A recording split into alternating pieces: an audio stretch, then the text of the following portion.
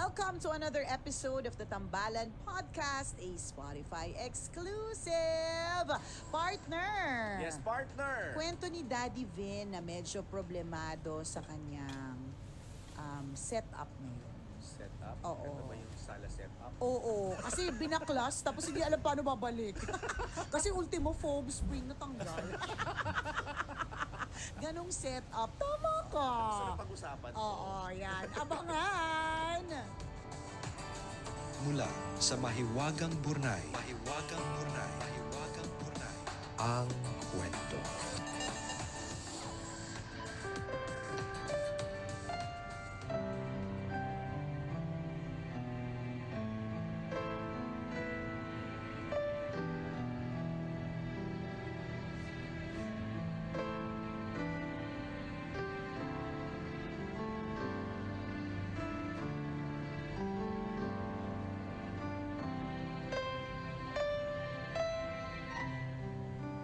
Dear Nicole and Chris, itago nyo na lang ako sa pangalang Vin, tambalanista since 2007. College pa ako noon, naka-headset ako habang nakasakay sa FX at tumatawang mag-isa. May isang beses nag-open kayo ng ice cream stand malapit sa school. Pumunta talaga ako. I've always been a tambalanista kaya masaya ako na napapakinggan ko na kayo sa podcast.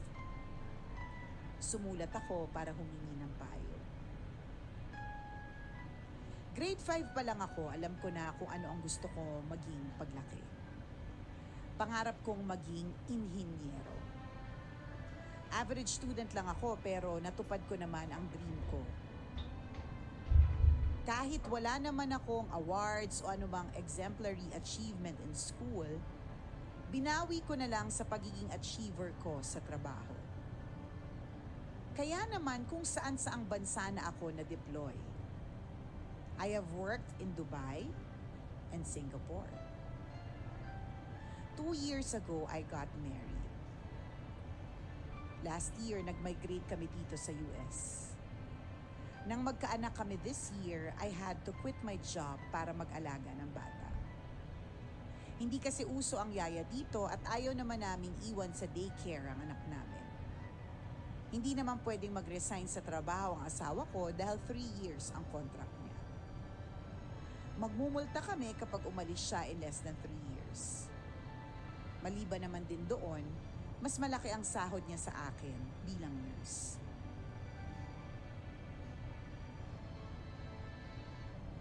Tambalan, masaya naman akong alagaan ang anak ko maghapon. Pero nalulungkot ako dahil I feel I can do so much more.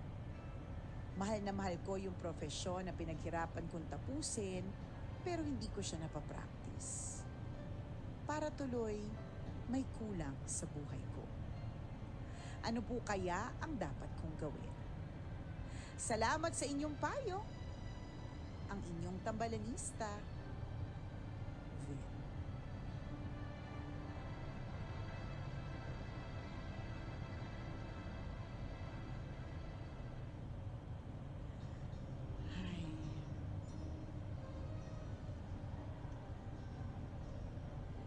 Hi, Vin! Daddy Vin. Daddy Engineer Vin. Engineer ba o engineer? Long E ba o short E? Engine. Engine. So, engineer. Okay. Engineero. Engineer na lang. Engineero na lang. Ayan. So, si Daddy Vin, ayan. Ako naniniwala ako talaga na, at hindi lang naman ako, maraming naniniwala, 'di ba? Na walang forever. So, kung ano man yung setup ninyo ngayon, it will not be forever. Sabi mo nga, 'di ba? Kapag hindi mo kayang iwan yung anak mo sa daycare. Tsaka alam ko sa US, mahal ang daycare. At sa US, bawal din iwan talaga ang anak. At tsaka hindi mo talaga iwan yung anak mo, 'di ba? So bawal 'yon. So talagang walang choice kasi may choice actually. May choice na mag-daycare.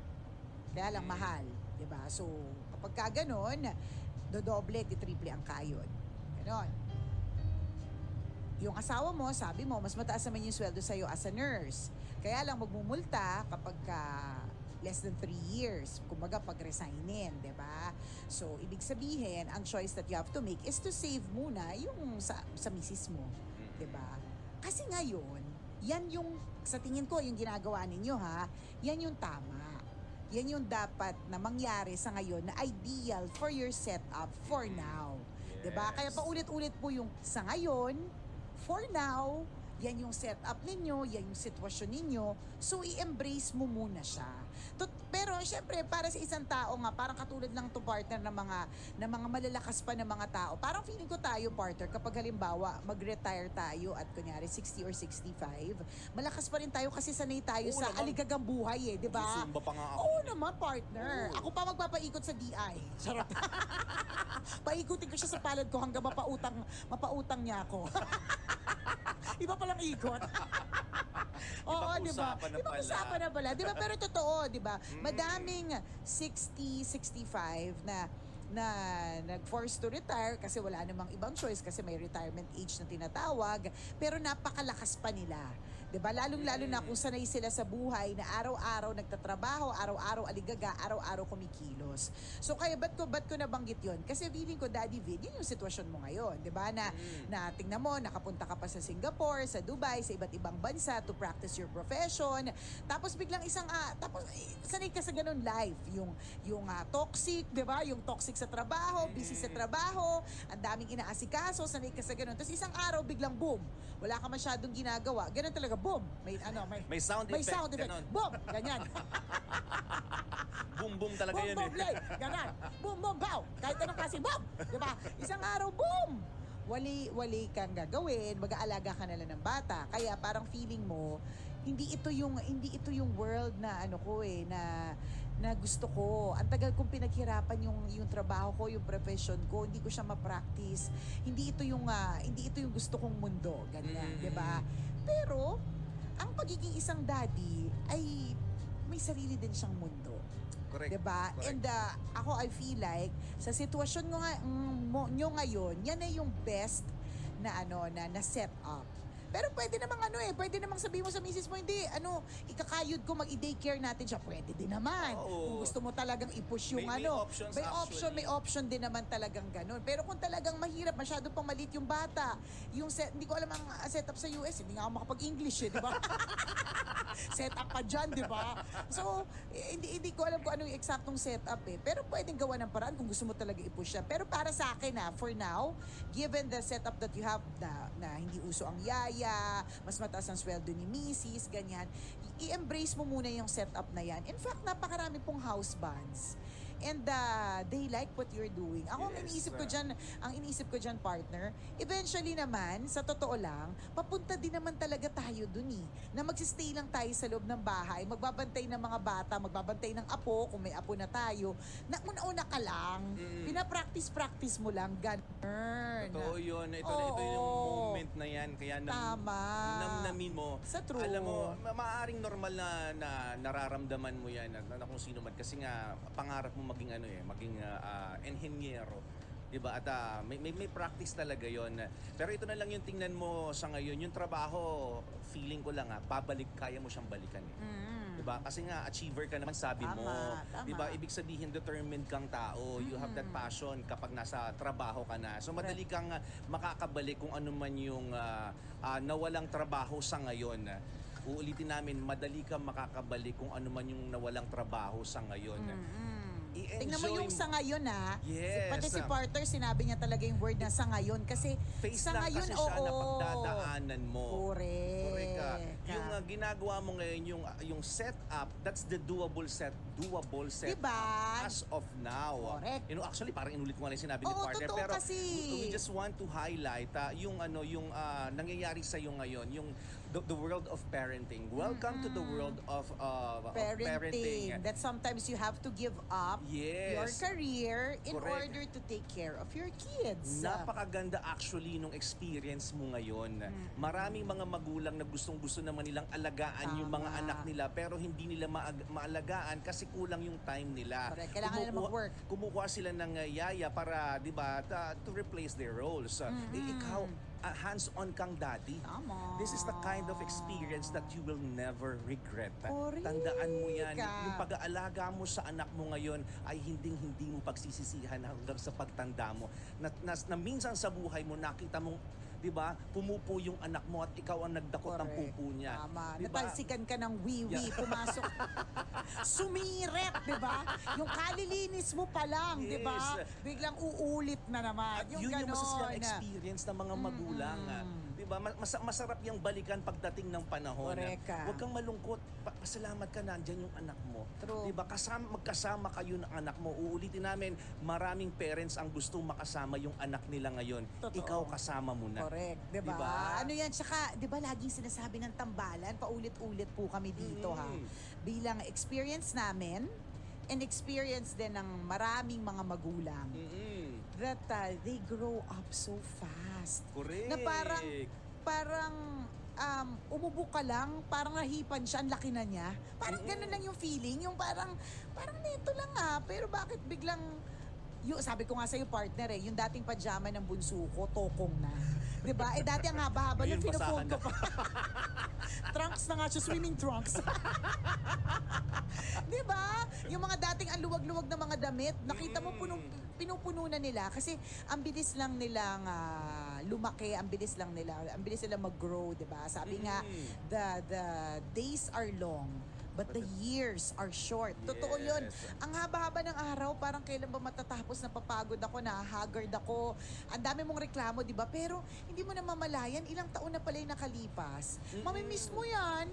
Yung Totoo. pagiging bata nila, mamimiss mo yan. Correct. And sabi nga ni Porter, binigyan ka ng chance to be with your kid or kids, kung ano man yung, kung ilan Ilang man man. yung anak mo. Oo, di mo na kwento, di ba? So, embrace this opportunity. Yes. Embrace this situation for now.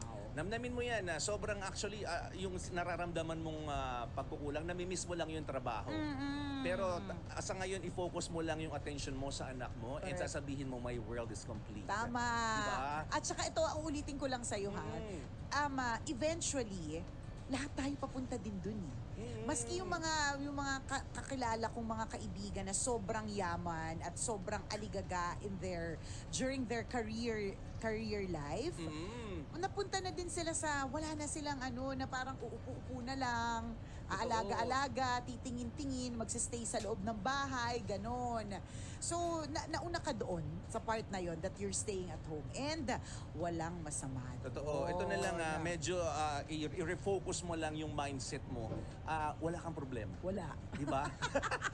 Tutuusin, napakaganda Oo. ng opportunity na Correct. meron ka ngayon. Yes. Di ba? Uulitin lang namin lahat ng sinabi namin kanina, ang magandang realization dito, you are so blessed. Yes. Yun talaga yun. Yes. Ano Walang ba kulang. Walang mindset kulang. ba? Mindset. Yes, walang Oo. problema actually. Ano lang talaga, syempre Your bilang wife is earning. bilang tao, syempre gusto na. Alam mo naman, 'di ba, tayo never ending yung gusto natin. Kapag ka mainit ang panahon, nagrereklamo, ano ba yan ang init? O kapag ganito namang maulan, naiirita. Ano ba yan? Baha, 'di ba?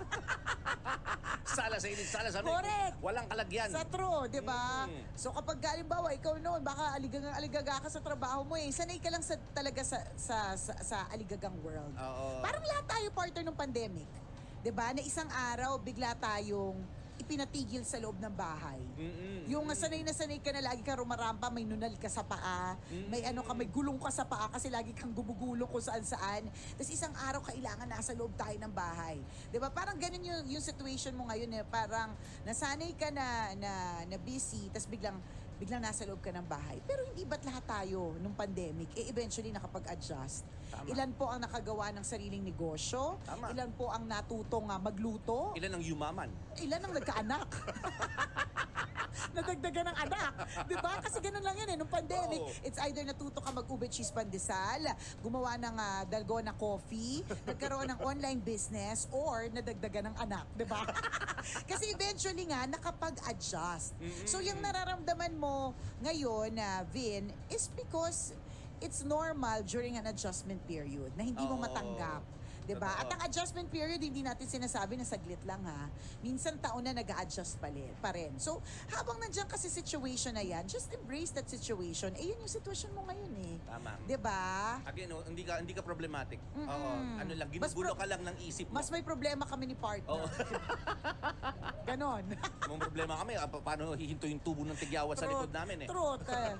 Ganon. 'Di ba? Oh, pero, partner, Oh. sa mga sensitive, Ayan. baka sabihin naman nila, hindi natin, iniisip natin, 'di ba, na hindi importante ang kanilang problema. Ano yung term na ginagamit nila? Oo. Yung parang dinidisregard natin or minamaliit yung problema. Hindi. Wala. Sinabi lang namin Wala na naman tumutubo ganun yung mga... sinabi. Oo, hindi kasi yung mga sensitive, ganun yung tenga nila, lumalaki yung ganun.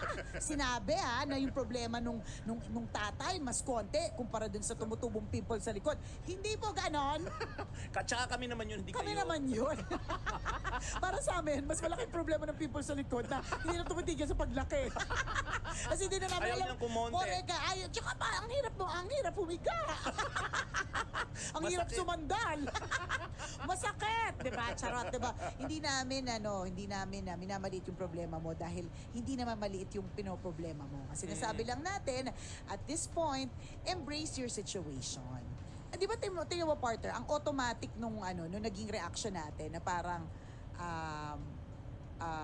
mas problemado kami. Kanino ba nanggaling? Ako o ikaw?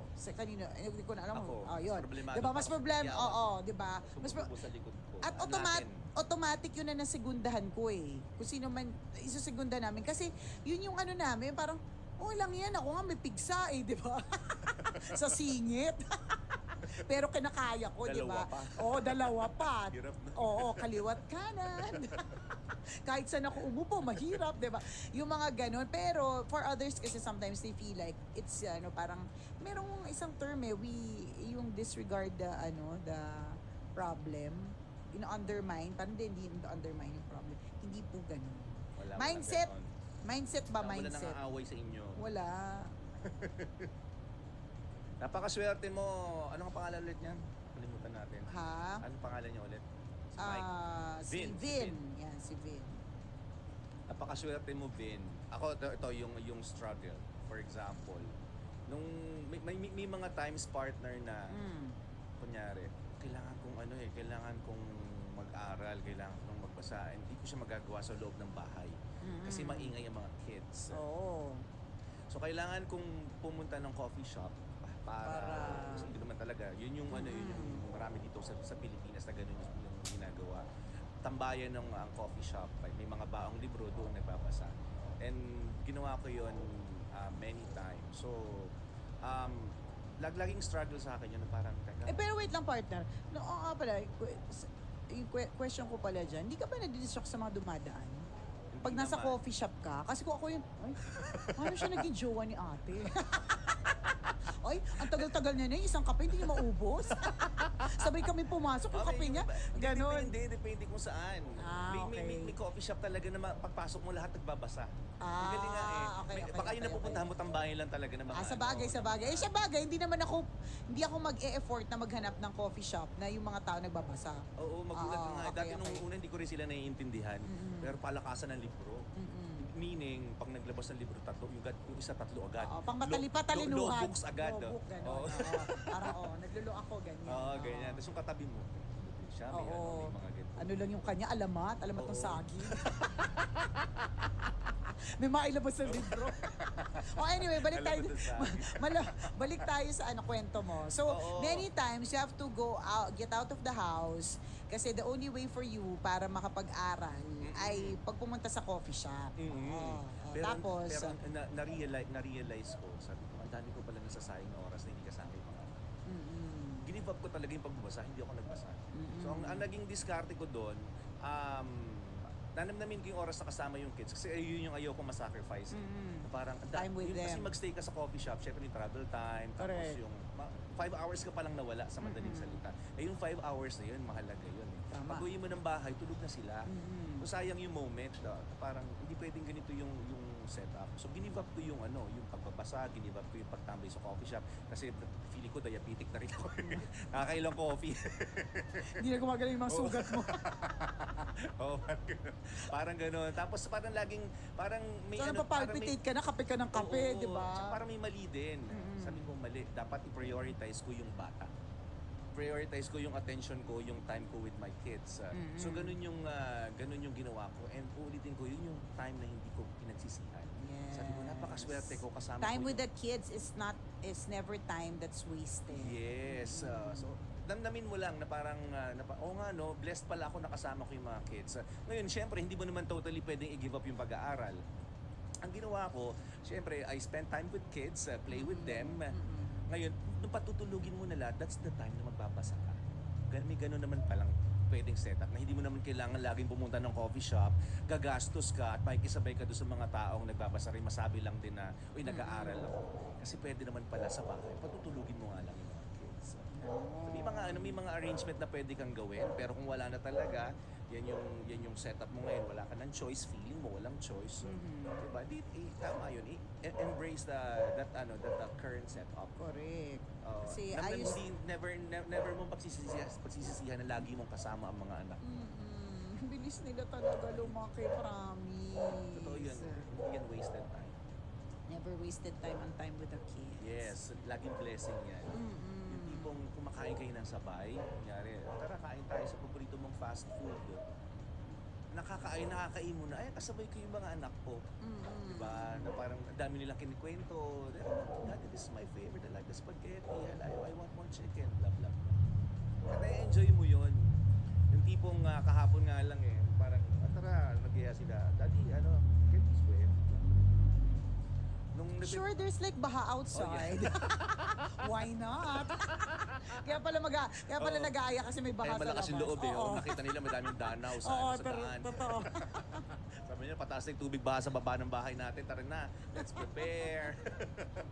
Yung makita mo yung excitement nila na nagpe-prepare sila ng mga gamit nila, yung mga toys na wala namang sand dun sa swimming pool, pero nilabas nila yung yung mga tools na paggawa ng sandcastle. Correct. Tapos meron pang tennis ball na nilabas. Ano para saan lahat to? Siyempre ayaw mo pakialaman kasi excited sila dun Yung mindset nila na we can play at the pool. Yes, Diba? ganon. Pagpasok namin ng kotse, may dala silang plastic bag na punong-puno ng toys. diba? Meron mga disposable spoon and fork. Correct ka. may Mga tennis props ball, yan, mga oo. props. Mga ilulublog nila yan.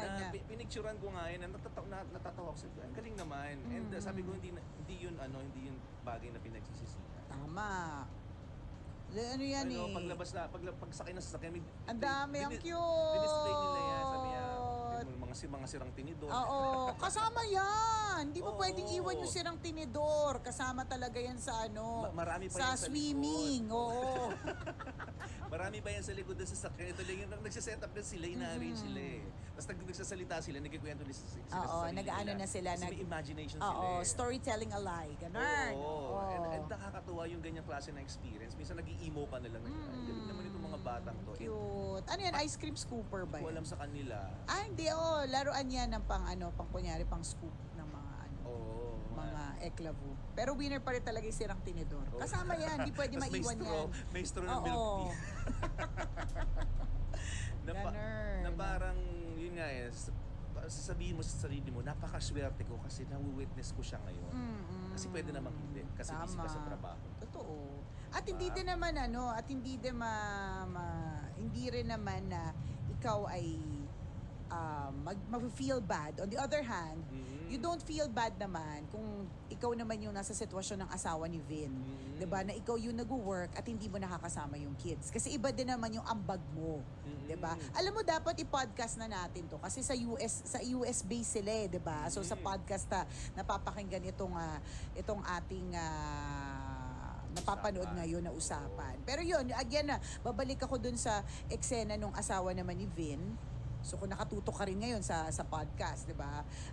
Don't feel bad also. While talagang hina-highlight namin ni partner yung kahalagahan ng ng being with the kids, life time with the kids is never time that's wasted. Totoo naman din. Yan din namang time that you're working for the kids, working for the family is also time not wasted. 'Di ba? Correct. Kasi yan binibigyan din natin ng pugay kasi baka mamaya nalungkot naman yung mga nagtatrabaho. Alam mo 'yun? Napaisip na naman May mas sila. sensitive na naman, 'di ba? Parang ano ba sa balulugar, ganun. Pareho Pero may totoo, parehas na may halaga, promise. Yes, pareho may Oo. value. Hindi naman pwede pareho kayo nakatutok sa bata. Di ba? Tas wala kayong trabaho. Mhm. Kawawa din naman yung bata, wala makain, hindi mabigay yung basic needs. Di ba? So parehong mahalaga yung role na ginagampanan ng nanay at tatay. Yung Mm-mm. hands-on mom or dad and yung provider. So sino man sa inyong dalawa, wala namang maliit at malaki doon. Pareho kayong mahalaga. Correct. Diba? Napaka-importante talaga ng yung ganitong klase ng kwento kasi minsan nagkakaroon tayo ng realization. Minsan, kung yung mga nag-aalaga naman sa bahay, ang iniisip nila, nasa bahay lang ako, tagapag-alaga na lang ng bata. Pero para sa iba, napakahalaga ng time na yan. Correct. Kaya huwag nating nilalang lang. Hindi talaga. At ang eksena talaga dyan, partner, nakita natin yung kahalagahan ng both types Oo. of parents. Yung stay-at-home parents and yung working parents, 'di ba? Alam mo ang isang kinabibiliban ko din both okay ha. Both ay okay. Kasi sa totoo lang din, sabi nga natin kanina, 'di ba? Pa-stay na lang sa bahay, pag ganun-ganun. Pero sa totoo lang, apakahirap din talaga sa loob ng bahay. Sa totoo lang, napakaraming kailangan i-manage diyan.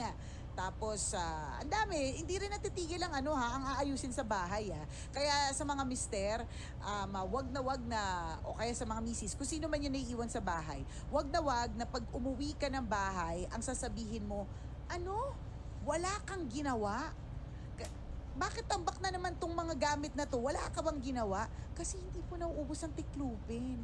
Hindi mo alam yung naging sitwasyon na nakapaglaba, nakapagsampay, pero biglang umulan, so kailangan kunin yung mga sinampay. So instead na nakapagtiklop na kasi napatuyo na, nakatambak ulit.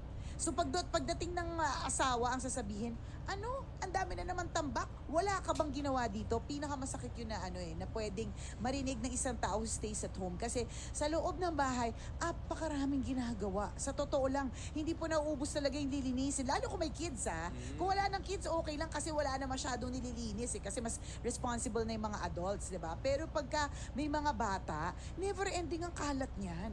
Ay ako partner, hindi ako nag-expect na yung bahay namin talagang habang may kids pa may mga maliliit pa na mahilig sa laruan yan, yung mga tinidor na sira-sira, di ba? Habang may ganyan, hindi ako nag-expect na magiging spick and span. Spick and pang. Basta yung malinis. Hindi ko sure yung term di ba? Yung bahay, kasi ganun talaga, hindi siya nauubos. Kaya nga nakakabilib yan, yung mga stay-at-home parents, Yes. kasi hindi yan madali. Nakakabilib doon yung mga working parents kasi syempre gusto din naman nila nakasama yung kids pero walang choice kundi trabaho. Diba? Tapos yung itatry din nilang i-balance. Diba? Yung parang magtatrabaho ako pero kahit pagod na ako, I still have time for them. Ganyan, ibabalance din. So nakakabilib. Ay, isa pang nabibilib ako, partner, yung mga nag-homeschool ng anak. As in talaga, partner, talaga nabibilib ako. Kasi I've always been a believer of the school setup. Tapos neto lang naman siya yata or baka matagal na pero hindi ko lang naririnig. Pero mas narinig ko siya during the pandemic na yung mga nag-homeschool, sobrang hindi sila affected dun sa online setup. Kasi tayong nasanay sa regular school setup, Adjustment yun. grabe yung adjustment natin sa online. Parang wala sila natututunan. Binago ang grading system para mas lenient, ganyan kasi iba nga yung setup, ganyan. Tapos yung mga nag-homeschool, sobrang chill sila kasi sobrang sanay sila at nakakabilib. Meron akong kilala, partner, 7 yung anak niya, lahat nag-homeschool, siya yun, yung nanay. Promise. Ang galing, no? Ang galing talaga. Promise talagang. Kasi alam ko talaga sa sarili ko, hindi ko kayang gawin. Yung isang anak ko nga lang, partner, na hindi ko magets, ba't hindi niya nagets yung ang dali-dali. Yung pasensya ko, kasing liit ng hindi liit ko. Yung pa bang yung homeschool mo sila ng lahat ng subjects, as ikaw yung, of course, meron yang, Babantay. oo, ikaw, meron yang curriculum Monitor. Ikaw pero ikaw yung tagabigay nun eh. Yung mga, hindi ko alam yung mga levels, pero like yun dun sa friend ko, she just receives the modules. So, tinatanggap niya lang yung module na hindi naman siya hindi naman siya tinitrain or I don't know, hindi ko alam, pero siya yung siya yung nagtuturo. Tapos kamo yung anak nung pagdating sa mga entrance exam ng college, in fair ang daming pinasa. Kasi Hinomeschool. effective naman talaga yung Correct, oo, effective talaga. Hinomeschool, nakakabilib. So, alam mo yon na each family setup is different. 'Di ba? Homeschooling might work for one, but it might not work for another. And it doesn't mean na mas pinili mong mag-regular school setup, mas magaling ka. Or mas pinili mo ang homeschool, mas magaling ka. Walang ganun. Katulad ng lahat magaling. Depende sa sitwasyon. Kaya babalik tayo kay Daddy Vin. That is your situation right now. So that is That's the ideal for your, doable. ideal and doable for your family right now. So karirin nyo na lang yung ganyan. It will never make you less of a mom Or a dad. if you're working, if Oo. you're hands-on. Correct. Basta alam mo sa sarili mo that your intention is for the kids. Tama. You have that good intention, di ba? Na palakihin ang iyong mga anak ng maayos, then wala kang dapat pagsisihan. Alin man Correct. sa dalawa yung role mo. Meron nga Diba? akong kakilala Hands-on partner. or working. Eto, Daddy Vin, to make you feel better. Meron akong kakilala na ganyan din, nasa house band. Meron siyang full-time career dati, tapos biglang isang araw, kailangan niya magbantay sa mga kids kasi yung mom yung mas malaki yung sweldo, mas malaki yung mawawala. So, kailangan. Ganyan, kung ano yung setup mo, Daddy Vin. Eventually, yung asawa, yung husband, nagkaroon ng income na nasa loob lang siya ng bahay na mas malaki pa sa kinikita niya nung siya ay empleyado. May nakita silang Yamashita treasure sa ilalim ng bahay. Mga ito lang part, mga 62,000 tons of gold. Charot. Sinigundahan. Araw-araw yung ginagawa ni Mr. Nagbibilang. Naghuhukay. At nagbibilang ng Oo. gold na nakukuha niya. Kaya yung mga kapitbahay nagtatanong, bakit laging parang may construction sa Correct. loob Bakit ng lagi bahay? may binabarena? Ganon. Bakit yung loob ng bahay maski gabi tunog barena? Ganon. Hindi, pero totoo yun parang eventually nakapag-adjust siya dun sa setup na siya at home, tapos feeling niya hindi kahit maganda yung kita ng misis niya, hindi enough, so kailangan gumawa siya ng paraan. So nakakuha siya ng parang online na job na maswerte siya na sakto naman kaya niyang gawin. So kumikita din siya doon. Mas malaki pa doon sa kita niya doon sa nung siya empleyado na pagod na pumupunta sa work every day. Ang biyahe niya parang 2.5 hours papunta, 2.5 hours pabalik. So 5 oras ang natatanggal biyahe pa lang, 'di ba? So ganun yung naging eksena. Tapos yung isa namang kakilala kong husband, ang eksena niya laging siya yung tsuper ng pamilya, kahit saan siya yung alam niyo po ba na napakalaking bagay na yung tatay ang mismong tsuper ng inyong sasakyan. Bakit? Alam mong safe ka, hindi ka niyan. marunong mag-drive. Oo, partner. Pero honestly, alam mo safe ka, hindi ka papahamak ng tatay mo. Kasi yung mga ikaw mismo na magulang, hindi mo entrust sa driver. Yung mga anak mo o yung family members mo na, 'di ba? Yes. At higit sa lahat, ang mahal na ng driver. So Meron na driver ngayon. mahal partner, parang 1,000 Bus ba? driver. Oh, kahit anong driver partner, 1,000. Hindi pa yun may oras pa yun. Iba pa pag lumagpas ng 6 Sa p.m. Baguio nga, may kakilala ko dati may anong tawag dito, nag-work din sa restaurant. Nag-resign. Nag-driver? Driver na siya ngayon. Oo, sa casino. Malaki pala bigayan. Partner, kahit hindi casino. May na rin 50,000. Oo, actually, Magdadrive na din ako, sabi totoo. Kasi mahal ang driver. May oras pati. Kung halimbawa casino, malamang walang oras yan. Ibig sabihin, anytime, gabi, ganon. Oo. Siguro pa 50,000. Sabi ko, saan yung biyahe nyo? Diyan lang, MOA, ikot-ikot. Oo, partner. Sa may MOA area, parang Totoo gano'n. yan. Sabi lang, hindi ka nag-out of town, bihira. Diyan lang. Oo. Lagi lang ako Kasi nasa casino kotse. lang. For sure, Oo. partner, nakatira yung niya, amo niya dyan sa may isa sa mga Sa mga isa hotel sa mga dyan. hotel or condo, napakarami na eh. Oo. Tapos ihatid niya lang, ang daming casino din dito Correct. sa Hintay area. paglaro, ganon. Correct, ganun. Sabi niya, walang stress. Kaya lagi siya nakamonitor sa Labrador. True. Kasi lagi siya nasa sasakyan, naghihintay lang. Oh, di ba? Madalas mo nakikinig. Sabi niya, lagi lang ako nasa kotse, hinihintay ko yung amo ko.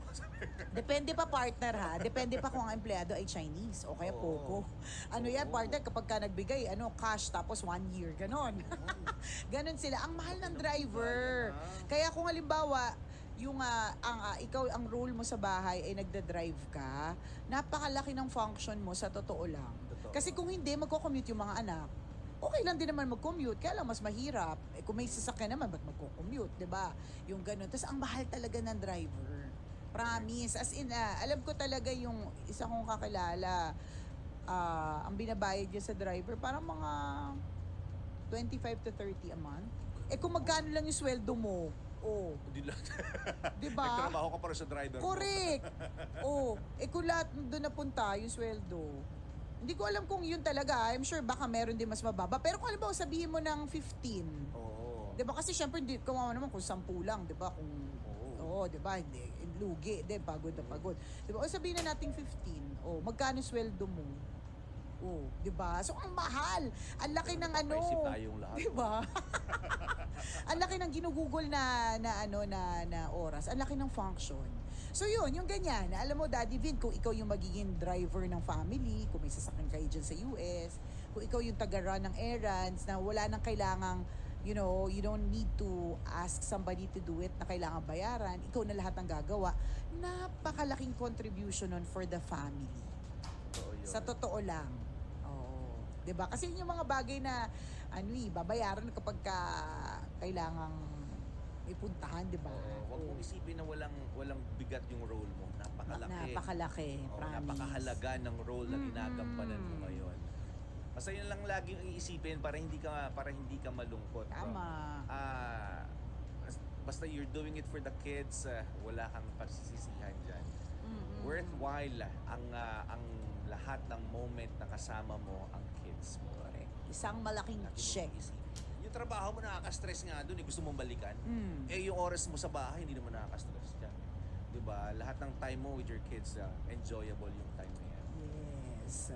Enjoy mo lang. Sa true lalo at walang Makakabalik ka halaga. sa trabaho mo, hindi naman naalis yung trabaho. Oo nga. Hindi nawawala ang trabaho. May malay mo nga, sabi ko nga sa iyo parte yung kaibigan ko hindi niya binalikan yung trabaho niya. Sa mas kumikita pa siya napunta, hindi na pabuti pa. Diba? Mindset ba? Mindset. But thank you, Daddy Vin. Valid. Ayun, invalidate. Yun pala yung term. Yun. Hindi, we are not invalidating your problem.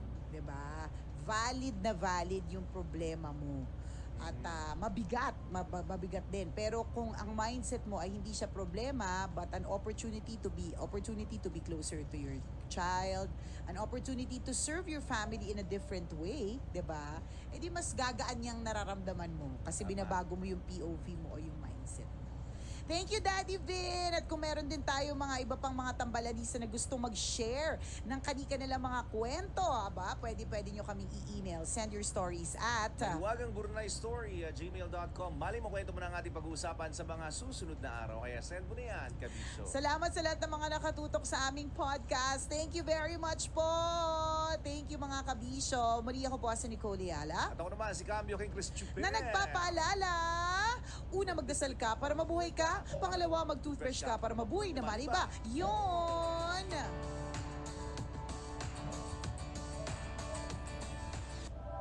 The opinions of podcast creators, hosts, and guests are not necessarily reflective of the official stance of the Pod Network Entertainment, its hosts, or other network programs.